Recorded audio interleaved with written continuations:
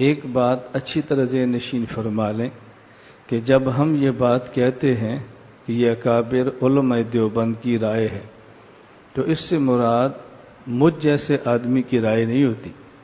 اس سے مراد شیخ الہند مولانا محمود حسن دیوبندی نور اللہ مرقدہ اور آپ کے بلا واسطہ تلامذ اور شاگردوں کی رائے ہے.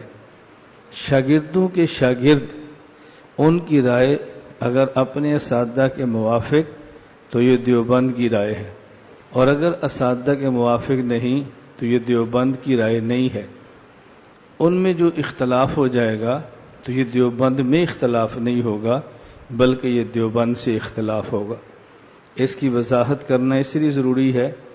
آج اگر کوئی رائے میں دیتا ہوں اور میں معروف ہوں کہ میں دیوبندی عالم ہوں اور میں ایسی رائے دیتا ہوں جو باقی علماء کے خلاف ہے تو لوگ میرے بارے میں کہہ دیتے ہیں کہ مولانا لیاز عمر صاحب دیوبندی ہیں، اس مسئلے پر دیوبندیوں میں اختلاف ہے. یہ دیوبندیوں میں اختلاف نہیں ہوگا.